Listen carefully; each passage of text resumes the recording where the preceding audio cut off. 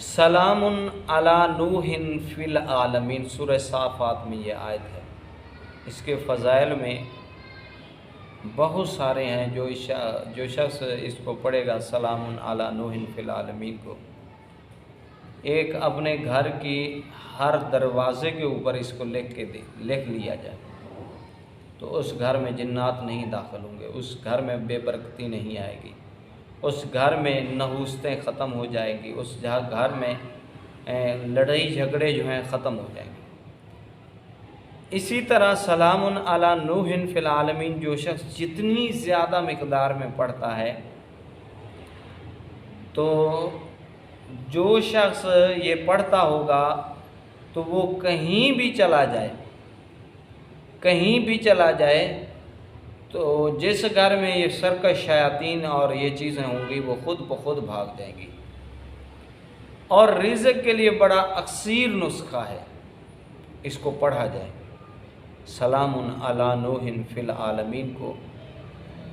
ایک بزرگ تھے ہندوستان کے، اور ان کی ڈیوٹی تھی جنگل کے اندر۔ ان کو صرف یہی آیت آتی تھی تو پڑھتے رہتے تھے سلام علی نوح فی العالمین۔ کوئی سانپ کا ڈسا ہوا آتا، جب ان سے دم کرواتا اس کا زہر ختم ہو جاتا۔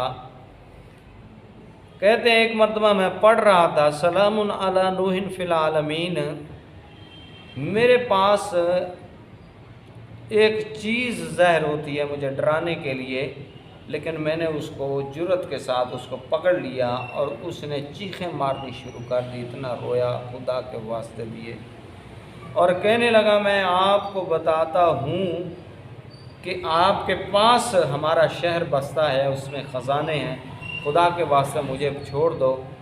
اور اس نے کہا کہ ایک سانس میں ایسے سلام علی نوح فی العالمین، سلام علی نوح فی العالمین، سلام علی نوح فی العالمین، یعنی ایک سانس میں 7 دفعہ پڑھو، 11 دفعہ پڑھو تو اس کا اثر زیادہ ہے۔